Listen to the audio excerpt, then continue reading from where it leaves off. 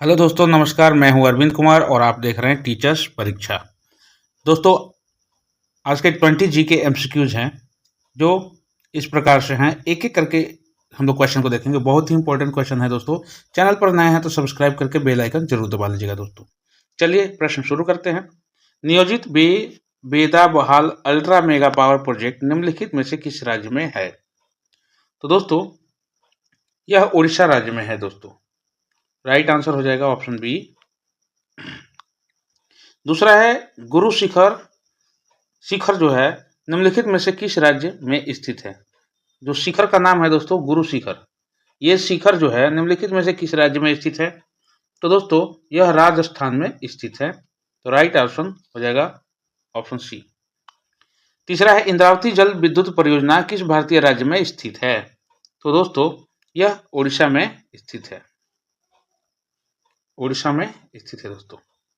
Right answer option B. Krishna नदी निम्नलिखित में से किस राज्य से होकर बहती है? किन किन राज्यों में से होकर बहती है ये बताना है दोस्तों। तो कृष्णा नदी है जो दोस्तों महाराष्ट्र, कर्नाटक और आंध्र प्रदेश से होकर के बहती है। राइट आंसर हो जाएगा ऑप्शन बी। प्रश्न संख्या 5 है दक्षिण तलपटी द्वीप निम्नलिखित में से किस पड़ोसी के बीच विवादित क्षेत्र रहा? तो दोस्तों, पड़ोसी जो देश है भारत बांग्लादेश से विवादित रहा है दोस्तों। दक्षिण तलपट्टी द्वीप भारत बांग्लादेश से तो किस पड़ोसी के बीच विवादित क्षेत्र रहा है दोस्तों? तो भारत और बांग्लादेश एक दूसरे के पड़ोसी हैं, तो इनके बीच रहा है। तो ऑप्शन बी राइट आंसर हो जाएगा दोस्तों।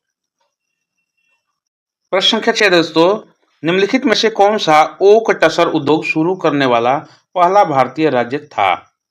तो दोस्तों, ओक टसर उद्योग जो शुरू करने वाला पहला भारतीय राज्य जो था वह था उड़ीसा। तो बी ऑप्शन राइट हो जाएगा दोस्तों।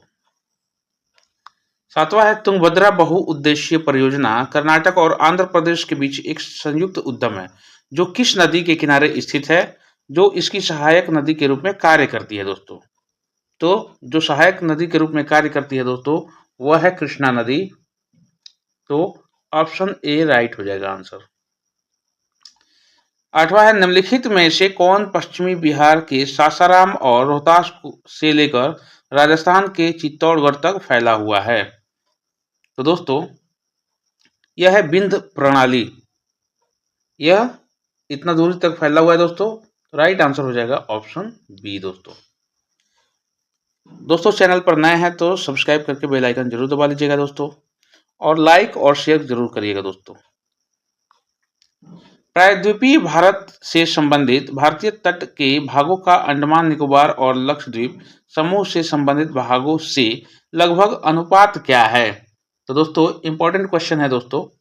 इसका अनुपात है दोस्तों 2:5:1 का। 2.5:1 का है। तो 2.5:1 का है दोस्तों। तो राइट आंसर हो जाएगा ऑप्शन बी।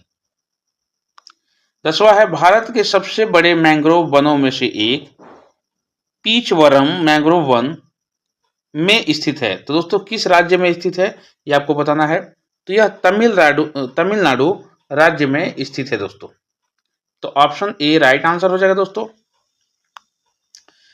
11 है लैटराइट मिट्टी निम्नलिखित में से किसका उदाहरण है? तो दोस्तों, लैटराइट मिट्टी एक क्षेत्रीय मिट्टी है दोस्तों। तो किसका उदाहरण है? तो क्षेत्रीय मिट्टी का उदाहरण है दोस्तों। तो ऑप्शन ए राइट आंसर हो जाएगा दोस्तों। 12 है निम्नलिखित भारत के निम्नलिखित स्थानों में से कौन सा भूकंपीय क्षेत्र 4 के अंतर्गत आता है? तो देखते हैं दोस्तों, इसमें दिए गए हैं कि नीचे का जो ऑप्शन दिए हुए हैं उसमें कूट में से सही विकल्प चुनिए, यानी कि कौन कौन एक से अधिक भी होंगे। तो ऑप्शन इसका एक एक करके देखा जाए दोस्तों कि भारत का जो कौन सा क्षेत्र है जो भूकंपीय क्षेत्र है 015 के यानी कि 4 के अंतर्गत आता है। तो जम्मू और कश्मीर आता है दोस्तों, दिल्ली भी भूकंप क्षेत्रीय है, बिहार भी आता है और सिंधु गंगा का मैदान भी आता है दोस्तों। तो इस प्रकार से जो ऑप्शन डी हो जाएगा, चारों कूट इसमें सही हो सुमेलित है दोस्तों, सही होंगे। तो डी राइट आंसर हो जाएगा दोस्तों। आगे बढ़ते हैं। 13वां है कि निम्नलिखित में से कौन 2004 में हिंद महासागर में आए भूकंप और सुनामी का मुख्य कारण था? तो दोस्तों इसका मुख्य 2004 का जो हिंद महासागर में आया हुआ भूकंप था और सुनामी का जो मुख्य कारण था कि बर्मा प्लेट और भारतीय प्लेट के बीच दरार। तो दोस्तों बर्मा प्लेट और भारतीय प्लेट के बीच में जो दरार हुई थी उसकी वजह से जो भूकंप आया था वह हिंद महासागर में आया था और सुनामी का कारण भी बना था। तो राइट आंसर हो जाएगा ऑप्शन डी दोस्तों। हिमालय अगला है, हिमालय के संबंध में निम्नलिखित में से कौन सा या फिर कौन से कथन सही हैं या हैं? तो एक से अधिक भी हो सकते हैं इसलिए ऑप्शन दे रखा है। तो इसमें हम लोग देखते हैं कि कौन कौन सा कथन सही है। तो दोस्तों हिमालय में नैपी और लेटे हुए वलय हैं, सही बात है। हिमालय दिया है टेथिस सागर से ऊपर उठा हुआ है, एकदम करेक्ट है।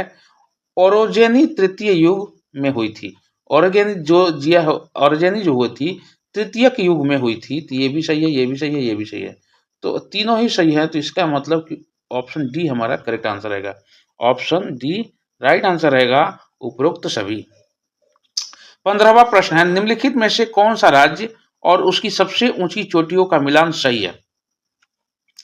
कूट मिलान करते हैं दोस्तों। तो एक एक करके देखते हैं कि पश्चिम बंगाल दिया है संदकफू, ये राइट है, सही विकल्प है।